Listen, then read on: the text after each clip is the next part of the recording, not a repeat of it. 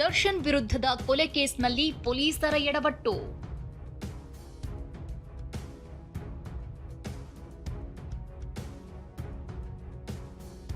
ಆರೋಪಿಗಳ mobile seize ಸ್ಥಳದ ಬಗ್ಗೆ ವಕೀಲರಿಗೆ ಅನುಮಾನ.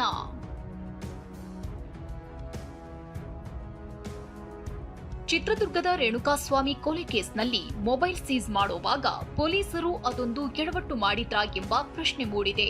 ಆರೋಪಿಗಳ ಮೊಬೈಲ್ ಸೀಸ್ ಮಾಡಿದ ಸ್ಥಳದ ಬಗ್ಗೆ ಆರೋಪಿ ಪವನ್ ಪರ ವಕೀಲರಿಗೆ ಅನುಮಾನ ಮೂಡಿದೆ.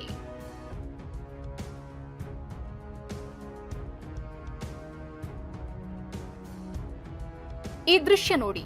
ಒಂದು ಚಾರ್ಜ್ ಶೀಟ್ ನಲ್ಲಿರೋ ಫೋಟೋ, ಮತ್ತೊಂದು ಕಾಮಾಕ್ಷಿಪಾಳ್ಯ ಪೊಲೀಸ್ ಠಾಣೆ. ಈ ಫೋಟೋ ಟೈಲ್ಸ್ ಮತ್ತು ಕಾಮಾಕ್ಷಿಪಾಳ್ಯ ಪೊಲೀಸ್ ಠಾಣೆಯಲ್ಲಿ ಹಾಕಲಾಗಿರೋ ಟೈಲ್ಸ್ ವಕೀಲರ ಅನುಮಾನಕ್ಕೆ ಕಾರಣವಾಗಿದೆ.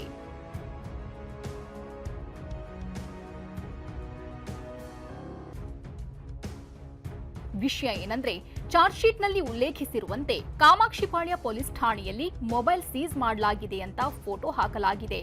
ಚಾರ್ಜ್ ಶೀಟ್ ನಲ್ಲಿರೋ ಈ ಫೋಟೋದಲ್ಲಿ ವೆಟ್ರಿಫೈಡ್ ಟೈಲ್ಸ್ ಇದೆ, ಆದ್ರೆ ಕಾಮಾಕ್ಷಿಪಾಳ್ಯ ಠಾಣೆಯಲ್ಲಿ ಮೊಜಾಹಿಕ್ ಟೈಲ್ಸ್ ಇದೆ. ಹೀಗಾಗಿ ಯಾವುದೋ ಜಾಗದಲ್ಲಿ ಆರೋಪಿಗಳನ್ನ ನಿಲ್ಲಿಸಿ ಕಾಮಾಕ್ಷಿಪಾಳ್ಯ ಸ್ಟೇಷನ್ ಎಂದು ಸ್ಥಳ ತೋರಿಸಿದ್ದಾರೆ ಅಂತ ವಕೀಲ ಸುಧನ್ವಾ ಆರೋಪಿಸಿದ್ದಾರೆ. ಕಾಮಾಕ್ಷಿಪಾಳ್ಯ ಇನ್ಸ್ಪೆಕ್ಟರ್ ಆದಂತಹ ಗಿರೀಶ್ ನಾಯಕ್ ಅವರು ಮತ್ತೆ ಇನ್ನೊಬ್ರು ಯಾರು ಕಾನ್ಸ್ಟೇಬಲ್ ಯೋಗೇಶ್ ಅನ್ನೋರ ಸಮ್ಮುಖದಲ್ಲಿ 8 ಫೋನ್ಗಳನ್ನ ಸೀಸ್ ಮಾಡಿದ್ರಿ ಅಂತ ಹೇಳ್ತಾರೆ. ಸೀಸ್ ಮಾಡಿರೋದ್ರ ಜೊತೆಗೆ ಮಜರ್ ಡ್ರಾ ಮಾಡಿ ಒಂದು ಫೋಟೋ ಕೂಡ 2 ಫೋಟೋನ ಕೋರ್ಟಿಗೆ ಪ್ರೊಡ್ಯೂಸ್ ಮಾಡಿದ್ರು. ಅದು ಕೋರ್ಟಲ್ಲಿ ಮಾರ್ಕ್ ಕೂಡ ಆಗಿತ್ತು. ಅದನ್ನ ಸ್ಟಡಿ ಮಾಡಿದಾಗ ಚಾರ್ಜ್ ಶೀಟಲ್ಲಿ ಅದರಲ್ಲಿ ಟೈಲ್ಸ್ ಎಲ್ಲ ವೆಟ್ರಿಫೈಡ್ ವೈಟ್ ಟೈಲ್ಸ್ ಇತ್ತು. ಆ ನಂತರ ನಮಗೆ ನಮ್ಮ ಯಾರು ಆರೋಪಿಗಳನ್ನ ಮತ್ತು ನಮ್ಮ ಮೂಲದಲ್ಲೇ ಎಲ್ಲ ವಿಚಾರಣೆ ಮಾಡಿದಾಗ ತಿಳಿದು ಬಂದಿದ್ದೇನು ಅಂದರೆ, ಕಾಮಾಕ್ಷಿಪಾಳ್ಯ ಪೊಲೀಸ್ ಠಾಣೆಯಲ್ಲಿ ವೈಟ್ ವೆಟ್ರಿಫೈಡ್ ಟೈಲ್ಸ್ ಇಲ್ಲ, ಅಲ್ಲಿರೋದು ಗ್ರೇ ಮೊಸಾಕ್ ಟೈಲ್ಸ್.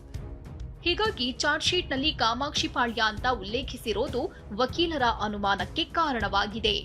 ಹೀಗಾಗಿಯೇ ಚಾರ್ಜ್ ಶೀಟ್ ನಲ್ಲಿ ಪೊಲೀಸರು ತಪ್ಪು ಮಾಹಿತಿ ಉಲ್ಲೇಖಿಸಿದ್ದಾರೆ ಎಂತಿರೋ ವಕೀಲರು ತನಿಖಾಧಿಕಾರಿ ಗಿರೀಶ್ ನಾಯ್ಕ್ರನ್ನ ಆರೋಪಿ ಮಾಡುವಂತೆ ಅರ್ಜಿ ಸಲ್ಲಿಸಿದ್ದಾರೆ.